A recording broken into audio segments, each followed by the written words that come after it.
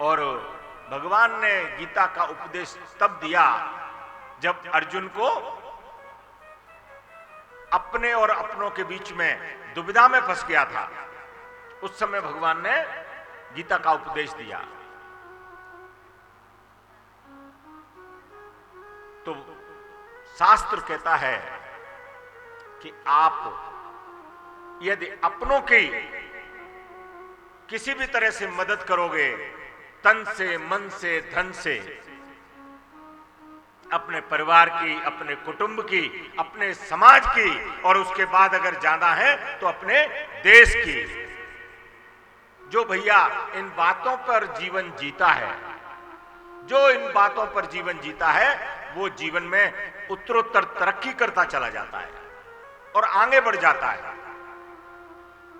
तो मेरे साथ ये 2 लाइन सब दोहराएंगे कि बाकी सब सपने होते हैं, अपने तो अपने होते हैं, अपने तो अपने होते हैं, बाकी सब सपने होते हैं, अपने तो अपने होते हैं, अपने तो अपने होते हैं। देखो, आज कथा में बैठ के जिन जिन को आप अपने दूर हैं, जो भी कोई विदेश में बैठा है, देश में बैठा है, अपने से जितनी दूर अपने लोग हैं, उन सब का भी आप मनी मन अगर नाम लोगे तो उनकी भी इस भागवत कथा में हाजिरी लग जाएगी और उनको भी आशीर्वाद इस व्यासपीठ से प्राप्त होगा। तो सब लोग अपने मनी मन, अपने जो भी लोग हैं, भाई बहन, बेटा बेटी, जो कथा में नहीं आ पाए हैं, उनका यहां बैठे बैठे नाम स्मरण भी हमको करना है मनी मन, और बोलना है कि किसी के बेटे का नाम निकुंज है तो उनको, मनीष को बोलना है कि निकुंज तुम भी यहां कथा में उपस्थित हो, मैं तुम्हारा प्रतिनिधि बन के कथा सुन रहा हूं। बेटी अगर नहीं आई है नाइशा, तो उसके लिए उसकी मां को बोलना है। जिनके बच्चे नहीं आए हैं, जिनके माता पिता नहीं आए हैं, बच्चे आए हैं, उनको माता पिता के लिए बोलना है, बच्चों के लिए बोलना है कि हम आपके प्रतिनिधि बनकर इस भागवत के महाग्रंथ, जो श्रीमद् भागवत के लिए कहा गया है कि ये भगवान कृष्ण का साक्षात स्वरूप है। अभी कथा में आपको श्रवण करने को मिलेगा कि भगवान जब इस धरा को छोड़कर जा रहे थे तो उद्धव ने भगवान से पूछा था कि आपके जाने के बाद कलिकाल आ जाएगा और कलिकाल में आपकी निर्गुण उपासना बहुत कठिन होगी, तो उस समय व्यक्ति आपका किस तरह ध्यान करेगा। तो श्रीमद् भागवत में संपूर्ण श्रीअंग का क्रेज भगवान कृष्ण ने समाहित किया है। तो जो भागवत है वही कृष्ण है और जो कृष्ण है वही भागवत है। तो बोलिए भागवत महापुराण की।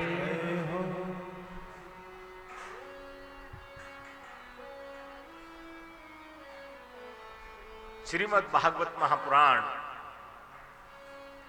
परमहंस संहिता। आज कथा का जो प्रथम दिवस है उसमें भागवत का महात्म्य सुनाया जाता है, क्योंकि किसी भी ग्रंथ को जब हम सुनते हैं, अगर उसका हमको महात्म्य और महिमा दोनों मालूम हो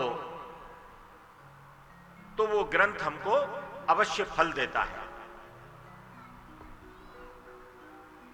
और भागवत के श्रवण में एक बात और कही है, भागवत के श्रवण में एक बात और कही है कि जो इस ग्रंथ को जिस भावना, जिस भाव, जिस भावना, जिस भाव से इस ग्रंथ को सुनेगा और जिस कामना से इस ग्रंथ को सुनेगा, मैंने अपने जीवन में देश और विदेश में करीब 35 कंट्रियों में मैंने श्रीमद् भागवत की कथा को कहा है।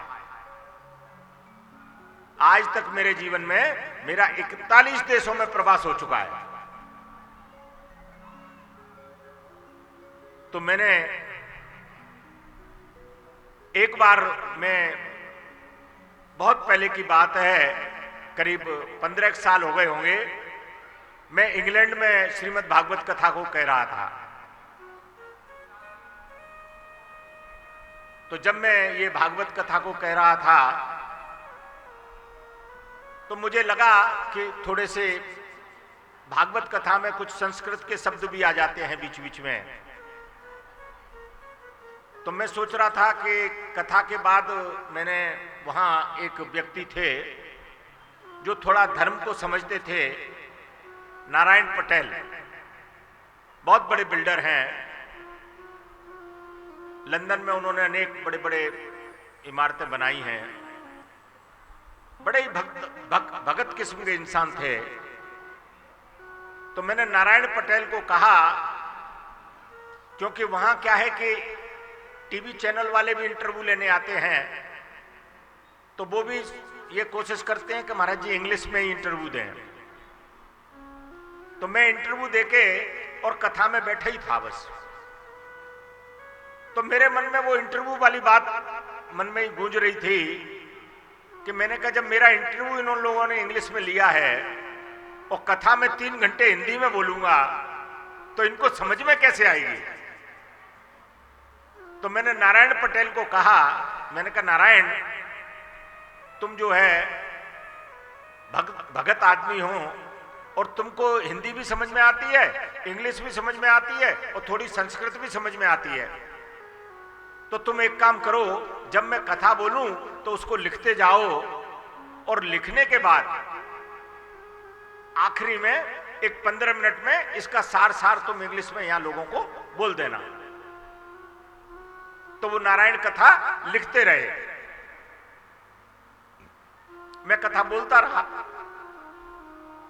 अब जब कथा समाप्त होने